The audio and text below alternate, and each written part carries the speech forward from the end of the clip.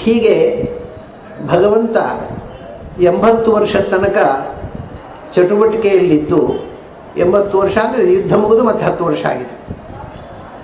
ಇವನಿಗೆ ಧರ್ಮರಾಜನಿಗೆ 82, ಭೀಮಸೇನಿಗೆ 81, ಅರ್ಜುನನಿಗೆ ಅವನಿಗೆ 6 ತಿಂಗಳು ಹೆಚ್ಚು ವ್ಯತ್ಯಾಸ ಅಷ್ಟೇ, ಕೃಷ್ಣನಿಗೂ ಅರ್ಜುನಿಗೂ. ಇವರು 80 ಚಿಲ್ಲರೆ, ಇವನು 80. ಇದು 79 ನಕಲ ಸಹದೇವರಿಗೆ. ಇಷ್ಟು ಸಮಯದವರೆಗೂ ಕೃಷ್ಣ ಪೂರ್ತಿ ಬಾಯಿ ಬಿಟ್ಟಿರಲಿಲ್ಲ. ಆ ಸಂದರ್ಭದಲ್ಲಿ ವಿದುರನಿಗೆ ತಿಳಿಸು, ಇನ್ಯಾರಿಗೆ ಹೇಳಬೇಡ ಅಂಥೇಳಿ ವಿದುರನಿಗೆ ತಿಳಿಸಿ ತಾನು ವಿರಕ್ತಿಯನ್ನು ತೋರಿಸಿದ. ಅಷ್ಟರವರೆಗೆ ಆಸಕ್ತಿಯನ್ನು ತೋರಿಸಿದ ಸಾಂಸಾರಿಕ ಜೀವನದಲ್ಲಿ. ಅಲ್ಲಿಂದ ತಸ್ಯೈವ ರಮಮಾಣಸ್ಯ ಸಂವತ್ಸರ ಗಣಾನ್ನು ಬಹುನ್ನು, ಏನು 70-80 ವರ್ಷಗಳ ತನಕವೂ ಬರೀ ಸಾಂಸಾರಿಕ ರಮಣ ವಿಹಾರ ಇದ್ದವು, ಬಹಳ ವರ್ಷ ಇದ್ದು ಕೊನೆಗೆ ಗೃಹಮೇಧೇಶು ಯೋಗೇಶು ವಿರಾಗ ಸಮಜಾಯತ ಅಂತ. ಗೃಹಮೇಧೇಶು ನೋಡಿ, ಎಷ್ಟು ಭಾಗವತದ ಒಂದೊಂದು ಶಬ್ದದ ಕಡೆಗೆ ನೀವು ಕಾನ್ಸಂಟ್ರೇಟ್ ಮಾಡಬೇಕು. ಗೃಹಮೇಧ ಅನ್ನೋದನ್ನು ಭೋಗ ಅಂತ ಹೇಳ್ತಿಲ್ಲ ಅವರು, ಅದು ಯೋಗ ಅಂತ ಹೇಳ್ತಾರೆ. ಗೃಹಮೇಧೇಶು ಯೋಗೇಶು ಅಂತ. ಇದು ಯೋಗ ಭೋಗ, ಅದು ಬರಿಯ ಭೋಗ ಅಲ್ಲ, ಅದು ಒಂದು ಯೋಗ. ಯೋಗ ಅಂದರೆ ಯೋಗ ನಮ್ಮಲ್ಲೇ ಉಂಟು. ಅಕಸ್ಮಾತ್ ಏನೋ ಒಂದು ಯೋಗ ಚೆನ್ನಾಗಿತ್ತು ಅದಲ್ಲ. ಯೋಗ ಅಂದರೆ ಆಕಸ್ಮಿಕ ಅಲ್ಲ. ಯೋಗ ಅಂತಂದರೆ ಬದುಕಿನ ಉಪಾಯ, ವಿಧಾನ. ಗಾರ್ಹಸ್ಥ್ಯ ಅನ್ನೋದು ಅದು ಒಂದು ಯೋಗ. ಹೇಗೆ ಬ್ರಹ್ಮಚರ್ಯ ಒಂದು ಯೋಗವೋ, ಚೆನ್ನಾಗಿ ಬ್ರಹ್ಮಚರ್ಯವನ್ನು ಪಾಲಿಸುವುದು ಹೇಗೆ ಯೋಗವೋ, ಹಾಗೆ ಚೆನ್ನಾಗಿ ಗಾರ್ಹಸ್ಥ್ಯವನ್ನು ಪಾಲಿಸುವುದು ಒಂದು ಯೋಗ. ಅದು ಭೋಗ ಅಲ್ಲ, ಅದು ಯೋಗ. ಯಾಕೆಂದರೆ ಭೋಗದಲ್ಲಿ ಇನ್ವಾಲ್ವ್ಮೆಂಟ್ ಇದೆ, ಅದನ್ನು ಬಿಡಲಾಗದ ಮಮತೆ ಇದೆ, ಅಟ್ಯಾಚ್ಮೆಂಟ್ ಇದೆ. ಯೋಗದಲ್ಲಿ ಇಲ್ಲ. ಅಟ್ಯಾಚ್ಮೆಂಟ್ ಇಲ್ಲದ ಭೋಗ ಅದು ಯೋಗ ಆಗುತ್ತೆ. ಕೃಷ್ಣ ದಾಂಪತ್ಯದ ಯೋಗದಲ್ಲಿದ್ದ ಹೊತ್ತು ದಾಂಪತ್ಯದ ಭೋಗದಲ್ಲಿ ಇರಲಿಲ್ಲ ಅಂದರು. ಗೃಹಮೇಧ ಅಂದರೆ ದಾಂಪತ್ಯ ಜೀವನ, ಅದು ಒಂದು ಯೋಗವಾಗಿತ್ತು ಕೃಷ್ಣನಿಗೆ. ಅವನು ಯಾವುದನ್ನು ಅಂಟಿಸಿಕೊಂಡು ಜೀವನ ಮಾಡೇ ಇಲ್ಲ. ಆದರೆ ಮತ್ತೇನಾಯ್ತು ಅವನಿಗೆ? 80 ವರ್ಷ ಆದಮೇಲೆ ವಿರಾಗ ಸಮಜ ಆಯ್ತು. ವೈರಾಗ್ಯ ಅರೆ ಮೊದಲೇ ನೀವು ವೈರಾಗ್ಯ ಇತ್ತು ಅಂತೀರಿ, ಮತ್ತು ವೈರಾಗ್ಯ ಬರುವುದು ಹೇಗೆ? ವಿರಾಗ ಸಮಜಾಯತ ಇದು ಲೋಕವೇದ ಪಥಾನುಗ. ವೈರಾಗ್ಯ ಮಾಡಬೇಕು ಅಂತ ತೋರಿಸುವುದಕ್ಕೋಸ್ಕರ ತಾನು ವಿರಕ್ತನಂತೆ ತೋರಿಸಿದ ಮೊದಲು. ಅದಕ್ಕೆ ಆಚಾರ್ಯ ಬರೀತಾರೆ, ಸರ್ವದಾಪಿ ವಿರಕ್ತಸ್ಸನ್ ಭಾಸಯೀತ ವಿರಾಗವತ್ ಅಂತ. ಭಗವಂತ ಯಾವಾಗಲೂ ವಿರಕ್ತನೇ, ಅವನಿಗೆ ಆಸಕ್ತಿ ಅಂತ ಇಲ್ಲ. ಆದರೆ ಕೆಲವೊಮ್ಮೆ ವಿರಾಗವತ ಭಾಸೆಯಿತ, ವಿಶೇಷವಾದ ರಾಗ ಇದ್ದವರನ್ನು ತೋರಿಸ್ತಾನೆ. ಕೆಲವೊಮ್ಮೆ ವಿರಾಗವತ, ರಾಗ ಇಲ್ಲದವರ, ಕೆಲವರ ವಿರಕ್ತಿ, ಕೆಲವು ಸತಿ ಆಸಕ್ತಿ ಇದ್ದ ಹಾಗೆ, ಕೆಲವು ಸತಿ ವಿರಕ್ತಿ ಇದ್ದ ಹಾಗೆ ತೋರಿಸ್ತಾನೆ. ಆದರೆ ಯಾವತ್ತೂ ವಿರಕ್ತಿಯ ಹೊರತವನೇ ಆಸಕ್ತಿ ಇಲ್ಲ. ಯಾಕೆಂದರೆ ಭಗವಾನ್ ಅಂತ ಹೆಸರಲ್ಲ, ಅದಕ್ಕೆ ಹಿಂದೆ ಹೇಳಿದ್ರು. ಭಗವಾನ್ ಅಂದರೆ ಏನು? ಐಶ್ವರ್ಯಸ್ಯ ಸಮಗ್ರಸ್ಯ ವೀರ್ಯಸ್ಯ ಯಶಸ್ಸಃ ಶ್ರಿಯ ಜ್ಞಾನ ವೈರಾಗ್ಯಯೋಶ್ಚೈವ ಷಣ್ಣಂ. ವಿರಕ್ತಿ ಎನ್ನುವುದು ಷಡ್ಗುಣಗಳಲ್ಲಿ ಒಂದು, ಅದು ಪೂರ್ಣ ಇರುವವನು ಭಗವಂತ. ಅದರಿಂದ ಅವನಿಗೆ ಆಸಕ್ತಿ ಇರುವುದು ಸಾಧ್ಯವೇ ಇಲ್ಲ. ಅವನು ಯಾವಾಗಲೂ ವಿರಾಗನೇ. ಆದರೆ ಕೆಲವೊಮ್ಮೆ ವಿಶೇಷ ರಾಗ ಇರುವ ಹಾಗೆ ತೋರಿಸೋದು, ಕೆಲವೊಮ್ಮೆ ವಿಗತ ರಾಗನಾಗಿ ತೋರಿಸೋದು. ಆಸಕ್ತಿಯನ್ನು ಯಾಕೆಂದರೆ ನಮ್ಮ ಜೀವನದಲ್ಲಿ ನಾವು ಹೇಗೆ ನಡ್ಕೋಬೇಕು ಅದನ್ನು ಮನುಷ್ಯ ಜೀವನ ತೋರಿಸಿಕೊಟ್ಟದ್ದು ವಿಧಾನ ಅಷ್ಟೇ. ಅಂದರೆ ತಸ್ಯೈವಂ ರಮಮಾಣಸ್ಯ ಸಂವತ್ಸರ ಗಣಾನ್ ಬಹೂನ್, ಎಷ್ಟೋ ವರ್ಷ ಸಾಂಸಾರಿಕ ಜೀವನ ನಡೆಸಿ ತೋರಿಸಿದ. ಕೊನೆಗೆ ಗೃಹಮೇಧೇಶು ಯೋಗೇಶು, ಅದು ನಿಜವಾಗಿ ಯೋಗ ಅವನಿಗೆ, ಅದು ಭೋಗ ಅಲ್ಲ. ಆದರೂ ಕೊನೆಗೆ ವಿರಾಗ ಸಮಜಾಯಿತ, ಅದು ಬೇಡ, ವಿರಕ್ತಿಯನ್ನು ತೋರಿಸಿದ. ವಿರಕ್ತಿ ಹುಟ್ಟಿದ್ದಲ್ಲ, ವಿರಕ್ತಿಯನ್ನು ಪ್ರದರ್ಶನ ಮಾಡಿದ್ದು, ವಿರಕ್ತನಂತೆ ತೋರಿಸಿದ. ಅದಕ್ಕೆ ವ್ಯಾಸನು ಒಂದು ಆ ವಿರಕ್ತಿಯಂತೆ ತೋರಿಸಿದ್ದಕ್ಕೆ ಒಂದು ಸುಂದರವಾದ ವ್ಯಾಖ್ಯಾನ ಹೇಳ್ತಾರೆ. ದೈವಾಧೀನೇಶು ಕಾಮೇಶು ದೈವಾಧೀನ ಸ್ವಯಂ ಪುಮಾನ್ ಕೋ ವಿಶ್ರಂಭೇತ ಯೋಗೇನ ಯೋಗೇಶ್ವರ ಮನೋವೃತಃ ಅಂತ ಹೇಳ್ತಾರೆ. ಈ ಕಾಮ ಅಂದರೆ ಬಯಕೆಗಳು, ಏನೇನೋ ಆಸೆಗಳು, ಅದು ಬೇಕು, ಇದು ಬೇಕು, ಸೆಕ್ಸ್ ಬೇಕು, ಭೋಗ ಬೇಕು ಅನ್ನುವಂಥದ್ದು ಕಾಮನೆಗಳು. ಕಾಮನೆಗಳು ಮನುಷ್ಯ ಬಯಸ್ಬೋದು, ಬೇಕಾದ್ದು. ಆದರೆ ಅದು ಸಿಗಬೇಕಲ್ಲ. ಸಿಗುವುದು ಬಿಡುವುದು ದೈವಾಧೀನ. ದೈವ ಅಂದರೆ ನಮ್ಮ ಹಣೆ ಬರಹ ಅಂತ ಹೇಳ್ತೇವೆ, ಅದಕ್ಕೆ ದೈವ ಅಂತಾರೆ ಸಂಸ್ಕೃತ. ನಮ್ಮ ಹಣೆಯಲ್ಲಿ ಬರೆದಿದ್ದರೆ ಸಿಗುತ್ತೆ, ನಮ್ಮ ಅದೃಷ್ಟ ಚೆನ್ನಾಗಿದ್ದರೆ ಸಿಗುತ್ತೆ. ಇದಿದ್ರೆ ಆಸೆ ಪಡೋದಷ್ಟೇ. ಆಸೆ ಪಟ್ಟು ಸಿಗಲಿಲ್ಲ ಸಾಯೋ ತನಕ ಕೋರಬಹುದು ಅಷ್ಟೇ, ಇನ್ನೇನಿಲ್ಲ. ಮನುಷ್ಯ ಸೆಕ್ಸಿನ ಬಗ್ಗೆ ಆಸೆ ಪಡ್ತಾನೆ. ಯಾವನೋ ಒಬ್ಬ ಹುಡುಗಿಯೇ ಆಗಬೇಕು ಅಂತ ಆಸೆ ಪಡ್ತಾನೆ, ಆದರೆ ಆಗೋಲ್ಲ. ಹುಡುಗಿ ಬೇರೊಬ್ಬನ ಜೊತೆ ಮದುವೆ ಆಗುತ್ತೆ, ಸಾಯೋ ತನಕ ಕೊರಗುತ್ತಾನೆ. ಅಂದ ನೀನು ಆಸೆ ಪಡಬಹುದು, ಅದರ ಆಸೆ ಈಡೇರುವುದು ನಿನ್ನ ಹಣೆಯಲ್ಲಿ ಬರೆದಿದ್ರೆ ಆಗ್ತಿದ್ರೆ ಆಗೋಲ್ಲ. ಅದರ ಹಿಂದೆ ದೈವ ಇದೆ, ಅಂದರೆ ಭಗವಂತನ ಸಂಕಲ್ಪ ಇದೆ, ನಿನ್ನ ಅದೃಷ್ಟ ಇದೆ. ದೈವಾಧೀನೇಶು ಕಾಮೇಶು, ನಾವು ಏನು ಆಸೆ ಪಟ್ಟರು ನಮಗೆ ಎಷ್ಟು ದಕ್ಕುತ್ತೋ ಅಷ್ಟೇ ದಕ್ಕೋದು. ನಾವು ಬಯಸಿದ್ದೆಲ್ಲ ಸಿಗೋಲ್ಲ. ನಮಗೆ 1 ಕೋಟಿ ರೂಪಾಯಿ ಸಂಪಾದನೆ ಮಾಡಬೇಕು ಅಂತ ಇರ್ಬೋದು, ಅದು ನಮಗೆ ಎಷ್ಟು ಇರೋದು ಅಷ್ಟೇ ಸಿಗೋದು. ಆಮೇಲೆ ಅದು ಎಷ್ಟು ಸಮಯ ಇರಬೇಕು ಅಷ್ಟೇ, ಆಮೇಲೆ ಖಾಲಿಯಾಗಿಬಿಡುತ್ತೆ, ಅದು ಕರಗಿ ಹೋಗುತ್ತೆ. ಎಷ್ಟು ವಿಚಿತ್ರ ಅಂದರೆ ನಾವು ಎಷ್ಟು ಪ್ರಯತ್ನ ಮಾಡಿದ್ರೂ ಒಮ್ಮೆ ದಕ್ಕೋಲ್ಲ. ಕೆಲವೊಮ್ಮೆ ಅನಾಯಾಸವಾಗಿ ದುಡ್ಡು ಬಂದುಬಿಡು, ಅದು ಹೇಗೆ ಬಂತು ನಮಗೆ ಗೊತ್ತಾಗೋಲ್ಲ. ಆಮೇಲೆ ಅದೇ ರೀತಿ ಅನಾಯಾಸವಾಗಿ ಕರಗಿ ಹೋಗೋದು, ಹೇಗೆ ಹೋಯ್ತು ಅಂತ ಗೊತ್ತಾಗೋಲ್ಲ. ಒಬ್ಬರು ಶ್ರೀಮಂತರು ನನ್ನ ಹತ್ರ ಹೇಳಿದ್ದು, ದುಡ್ಡು ಹೆಚ್ಚಾಗಿದೆ ನನಗೆ. ಅವ್ರು ಹೇಳಿದ ಮಾತಿದ್ದು, ದುಡ್ಡು ಹೆಚ್ಚಾಗಿದೆ, ಬೇಡ ಆಗಿದೆ. ಬೇಡ ಅಂತ ಅದನ್ನು ಈ ಕಡೆ ತರಿಸಿದ್ರೆ ಅದರ 2 ಪಟ್ಟು ಈಚೆಯಿಂದ ಬಂದು ಬೀಳುತ್ತೆ, ಏನು ಮಾಡೋದು ಗೊತ್ತಿಲ್ಲ. ಇದು ಅವ್ರ ಹಣೆ ಬರಹ, ಅದು ಏನು ಮಾಡಬೇಕು. ಬೇಡ ಆದರೂ ಬಂದು ಬೀಳ್ತದೆ ಸಂಪತ್ತು. ಬೇಡ ಅಂತ ಎಡಗೈಯಲ್ಲಿ ಆಚೆಗೆ ತಳ್ಳಿದರೆ ಅದರ 2 ಪಟ್ಟು ಈಚೆ ಬಂದು ಬೀಳುತ್ತೆ, ಏನು ಮಾಡೋದು ಗೊತ್ತಿಲ್ಲ ಅಂತ. ಹಾಗೆ ಹೇಳಿದವರು ಈಗ ತುಂಬ ಸಾಲ ಮಾಡಿ ಒದ್ದಾಡ್ತಾ ಇದ್ದಾರೆ. ಇದು ದೈವಾಧೀನ. ಆ ಬೇಡ ಅಂದ್ರೂ ದುಡ್ಡು ಬಂದು ಬಿತ್ತು, ಈಗ ಬೇಕು ಅಂದ್ರೂ ಬರ್ತಾ ಇದ್ರು. ಅದರಿಂದ ದುಡ್ಡು ಯಾವಾಗ ಬರುತ್ತೆ, ಯಾಕೆ ಬರುತ್ತೆ, ಯಾವ ದುಡ್ಡು ಅಂತಲ್ಲ, ಯಾವುದೋ ಮನುಷ್ಯನಿಗೆ ಸವಲತ್ತುಗಳು, ಭೋಗಗಳು, ಅವನ ದೈವಾಧೀನೇಶು. ಅದು ಭಗವಂತನ ಇಚ್ಛೆ, ನಮ್ಮ ಇಚ್ಛೆ ಅಂತ ನಮಗೆ ಬರೋದಲ್ಲ. ಅದ್ರ ಹಿಂದೆ ನಮ್ಮ ಅದೃಷ್ಟ. ಆಮೇಲೆ ಭೋಗಗಳು ಹಾಗಾಯ್ತಲ್ಲ. ಮತ್ತು ಮನುಷ್ಯ ದೈವಾಧೀನ ಸ್ವಯಂ ಪುಮಾನ್.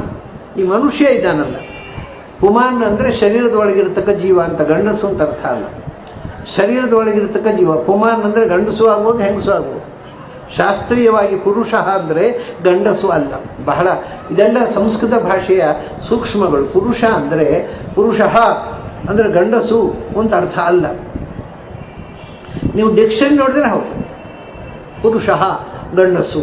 ಎಲ್ಲ ಶಾಸ್ತ್ರದಲ್ಲಿ ಪುರುಷನಿಗೆ ವಿಧಿ ನಿಷೇಧ ಹೇಳಿದ್ದಾರೆ, ನಮಗೆಲ್ಲ ಹೇಳಲೇ ಇಲ್ಲ ಅಂತ ಕೆಲವರು ಆಕ್ಷೇಪ ಮಾಡಿದ್ರು. ಅಲ್ಲಪ್ಪ, ನೀವು ಪುರುಷರು ಅಂತ ನಿಮ್ಗೆ ಗೊತ್ತಿದ್ದಿದ್ರೆ ನಾ ಏನು ಮಾಡಬೇಕು?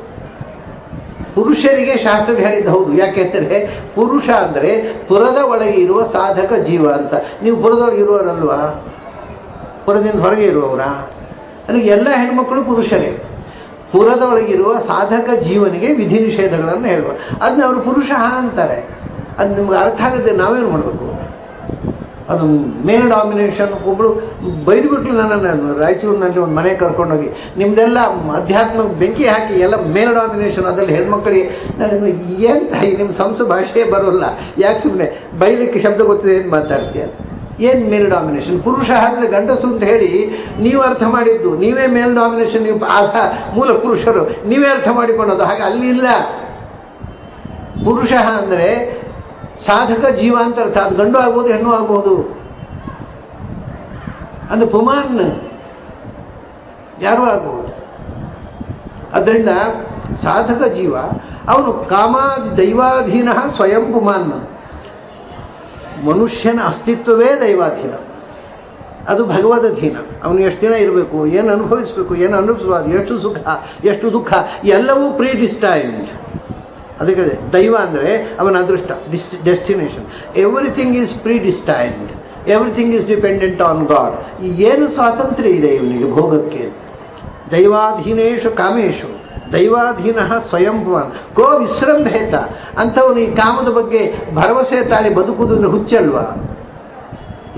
ಯಾವುದು ಸಿಗುತ್ತೆ ಅನ್ನುವ ಗ್ಯಾರಂಟಿ ಇಲ್ಲ, ಎಷ್ಟು ಸಿಗುತ್ತೆ ಗೊತ್ತಿಲ್ಲ, ಯಾವಾಗ ಸಿಗುತ್ತೆ ಗೊತ್ತಿಲ್ಲ, ಯಾವಾಗ ಹೋಗುತ್ತೆ ಗೊತ್ತಿಲ್ಲ. ಇಷ್ಟು ಪರಾಧೀನವಾದ ಬದುಕಿನಲ್ಲಿ ನನ್ನ ಜೀವನದಲ್ಲಿ ನನಗೆ ಒಂದೇ ಸೆಕ್ಸ್, ಒಂದೇ ಪುರುಷಾರ್ಥ, ಉಳಿದೆಲ್ಲ ನಂಬೂಲ್ಲ ಅನ್ನೋನನ್ನು ಹುಚ್ಚರ ಆಸ್ಪತ್ರೆ ಸೇರಿಸೋದು ಬೇಡವಾ ಅಂತ ಹೇಳಿ. ಕೋ ವಿಶ್ರಂಭೇತ ಯೋಗೇನ ಯೋಗೇಶ್ವರ ಮನುವರ್ತಃ. ಯಾರು ಯೋಗ ಬಲದಿಂದ, ಅಂದರೆ ಮನಸ್ಸನ್ನು ನಿಯಂತ್ರಣ ಮಾಡೋದು ಯೋಗ ಅಂದರೆ, ಯೋಗ ಚಿತ್ತವೃತ್ತಿ ನಿರೋಧ. ನಾವು ಈಗ ಈ ಮನುಷ್ಯ ಕಾಮದ ಕಡೆಗೆ ಹುಚ್ಚು ಕಟ್ಟುವುದು ಯಾಕೆಂದರೆ ಅವನಿಗೆ ಮನಸ್ಸಿನ ಮೇಲೆ ಕಂಟ್ರೋಲ್ ಇಲ್ಲ, ಹಿಡಿತ ಇಲ್ಲ. ಒಟ್ಟು ಹುಚ್ಚು ಹೇಳಿದ ಹಾಗೆ ಮನಸ್ಸು ಹೇಳಿದಾಗ ಕುಣಿಯೋದು. ಆದರೆ ಯೋಗೇನ ಮನಸ್ಸಿನ ನಿಯಂತ್ರಣದಿಂದ ನಮ್ಮ ಮನಸ್ಸನ್ನು ನಮ್ಮ ಹತೋಟಿಯಲ್ಲಿ ನಾವು ಇಟ್ಟುಕೊಂಡು ಯೋಗೇಶ್ವರಂ ಅನುವೃತಃ ಯತ್ರ ಯೋಗೇಶ್ವರ ಕೃಷ್ಣ ಅಂತ ಎಲ್ಲ ಯೋಗಗಳಿಗೆ ಒಡೆಯನಾಗಿರ್ತಕ್ಕಂಥ ಭಗವಂತನನ್ನು ನಂಬಿ ಬದುಕುವವನಿಗೆ ಈ ಕಾಮ ಅಂದರೆ ಎಷ್ಟು ಕ್ಷುಲ್ಲಕ ಅಂತ ಅನ್ನೋದು ಗೊತ್ತಾಗುತ್ತೆ. ಮತ್ತು ಅದರ ಬೆನ್ನ ಹತ್ತಿ ಅದು ಎಷ್ಟು ವ್ಯರ್ಥ ಅನ್ನೋದು ಗೊತ್ತಾಗುತ್ತೆ.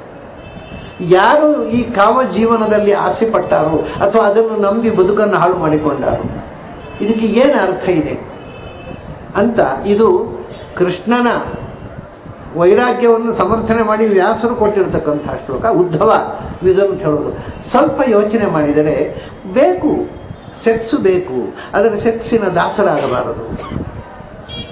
ಅದು ಯೋಗೇಶ್ವರನ ಮನೋವರ್ಥ. ಬದುಕು ಎಷ್ಟು ಅಸ್ಥಿರ ಮತ್ತು ಈ ಕಾಮ ಜೀವನ ಅನ್ನೋದು ಎಷ್ಟು ಕ್ಷಣಿಕ. ಮತ್ತು ಇನ್ನೂ ತಮಾಷೆ ಏನು ಅಂದರೆ ಮನುಷ್ಯ ಇದರಲ್ಲಿ ಯೋಚನೆ ಮಾಡಿದರೆ ಅವನು ಹೇಳೋದು ಒಂದು ಸೆಕ್ಸಿನ ಆನಂದಕ್ಕೋಸ್ಕರ ಮನುಷ್ಯ ಹಾತೊಡೀತಾನೆ. ಆದರೆ ಆಯಿತು, ಮುಂದೆ ಮಕ್ಕಳಾದವು. ಆ ಮಕ್ಕಳಾದ ಮೇಲೆ ತಾಪತ್ರೆ ಶುರುವಾಯಿತು. ಮನೆಯಲ್ಲಿ ತಾಪತ್ರೆಯ, ಆ ಒಂದು ಮಗುವಿಗೆ ಕಾಯಿಲೆ, ಇನ್ನೊಂದು ಮಗುವಿಗೆ ಶಾಲೆ ಅಡ್ಮಿಷನ್ಗೆ ಫೀಸ್ಗೆ ದುಡ್ಡಿಲ್ಲ, ಬರೀ ತಾಪತ್ರೆಯ. ಒಂದು ಕ್ಷಣದ ಆನಂದಕ್ಕೋಸ್ಕರ ಇಡೀ ಜೀವನ ಒದ್ದಾಡ್ತೀಯಲ್ಲಪ್ಪ, ಇದೇನು ಆನಂದ? ಅದರ ನಂತರ ದುಃಖದ ಪರಂಪರೆ. ಮನುಷ್ಯ ಇಷ್ಟು ಫೂಲಾಗ್ತಾನೆ ಅಂದರೆ ಒಂದು ಕ್ಷಣದ ಆನಂದಕ್ಕೋಸ್ಕರ ಇಡೀ ಜೀವನ ದುಃಖ ಪಡಲಿಕ್ಕೆ ತಯಾರಿದ್ದಾನೆ. ಅಷ್ಟೇ ಅಲ್ಲ, ಅವನು ದುಃಖ ಪಡುವುದೇ ಆನಂದಕ್ಕೆ ಅಂತ ಭ್ರಮೆ ಬೇರೆ ಅವನಿಗೆ. ಬೆಳಗಿನ ಸಂಜೆ ತನಕ ದುಡಿಯೋದು, ಯಾಕೆಂದರೆ ನಾಳೆ ಸುಖ ಪಡಬೇಕು. ಅವತ್ತು ಸುಖ ಪಡಲಿಲ್ಲ, ಬೆಳಗಿನ ಸಂಜೆ ಬೆವರು ಸುರಿಸಿ ಒದ್ದಾಡಿದ. ಯಾಕೆ?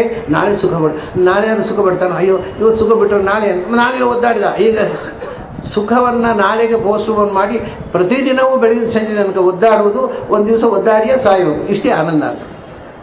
ಸುಖ ಪೋಸ್ಟ್ಪೋನ್ ಮಾಡೋದು, ಅದು ಮತ್ತೆ ಕೊನೆಗೆ ಕಡೆ ಇವನ ಮಕ್ಕಳು ಯಾರು ಊರಿನವರು ಪಡೋದು, ಇವನಿಗೇನು ಸುಖ ಸಿಗೋಲ್ಲ. ಅಂದ ನಿಜವಾಗಿ ಸುಖವನ್ನು ಪೋಸ್ಟ್ಪೋನ್ ಮಾಡಿ ಸುಖಕ್ಕೋಸ್ಕರ ಒದ್ದಾಡುವುದನ್ನು ಸುಖ ಅಂತ ವರ್ಣಿಸಿದ್ದಾನಲ್ಲ ಈ ಮನುಷ್ಯ. ಈ ಏನಿದೆ ಇದರಲ್ಲಿ? ಏನು ಸ್ವಾರಸ್ಯ ಇದೆ? ನಿಜವಾಗಿ ಸುಖ ಪಡ್ಬೋದಲ್ಲ, ಅದು ಪಡೋಲ್ಲ. ಈಗ ಸುಖ ಪಡಿಬಿಟ್ರೆ ಎಲ್ಲ ಖರ್ಚು ಮಾಡಿಬಿಟ್ರೆ ದುಡ್ಡು ಗಳಿಸೋದು, ದುಡ್ಡು ಗಳಿಸಿ ಅದನ್ನು ಬಡ್ಡಿಗಿಡೋದು, ಬ್ಯಾಂಕ್ನಲ್ಲಿಟ್ಟು ಇಂಟ್ರೆಸ್ಟ್ ಜಾಸ್ತಿ ಆಗಲಿ ಮತ್ತೆ ಬೇಕು ಅಂತ ಕಡೆ ಅದು ಒಂದು ದಿವಸ ಆಯಿತು. ಅಂದರೆ ಸಿಕ್ಕಿದ್ದನ್ನು ಕೂಡ ಅವನು ಸುಖ ಪಡುವುದಿಲ್ಲ, ಅದನ್ನು ಪೋಸ್ಟ್ಪೋನ್ ಮಾಡಿ ಒದ್ದಾಡೋದು, ಈಗ ಇನ್ನೂ ಬೇಕು. ಹಾಗಾಗಿ ಮನುಷ್ಯ ಸ್ವಲ್ಪ ಯೋಚನೆ ಮಾಡಿದರೆ ಮನುಷ್ಯ ಸುಖಕ್ಕೋಸ್ಕರ ದುಃಖ ಪಡ್ತಾನೆ ಹೊರತು ಸುಖ ಪಡೋಲ್ಲ. ಅಂದ ಯೋಗೇಶ್ವರ ಮನೋವರ್ತ. ಇದು ಇವನ ಮನಸ್ಸಿನ ಮೇಲೆ ನಿಯಂತ್ರಣದಿಂದ ಇದನ್ನೆಲ್ಲ ಯೋಚನೆ ಮಾಡಿದರೆ ಈ ಜೀವನದಲ್ಲಿ ನಾವು ಏನನ್ನು ಸುಖ ಅಂತ ತಿಳ್ಕೊಂಡಿದ್ದೆವು ಅದು ಎಷ್ಟು ದುರ್ಬಲವಾಗಿಬಿಡುತ್ತೆ. ಅದು ಸುಖವೇ ಅಲ್ಲವೇನೋ ಅಂತ ಅನ್ನಿಸಿಬಿಡುವಷ್ಟು ಆ ಎಚ್ಚರ ಬೇಕಪ್ಪ ನಮಗೆ. ಆ ಎಚ್ಚರ ಇದ್ದರೆ ಏನು ಬೇಕಾದ್ರೂ ಸುಖ ಪಡು, ಏನು ತೊಂದರೆ. ಆದರೆ ಇದೇ ಜೀವನ ಅಲ್ಲ, ಇದರ ಆಚೆಗೆ ಸತ್ಯ ಇದೆ ಅನ್ನುವಂಥ ಎಚ್ಚರ ಇದ್ದರೆ ಏನು ಬೇಕಾದ್ರೂ ಸುಖ ಪಡು. ಆದರೆ ಜೀವನ ಅಂದರೆ ಇಷ್ಟೇ ಅಂತ ತಿಳ್ಕೊಂಡ್ರೆ ನೀನು ದೊಡ್ಡ ಕೂಪ ಮಂಡೂಕ ಆಗಲಿ ಅಷ್ಟೇ.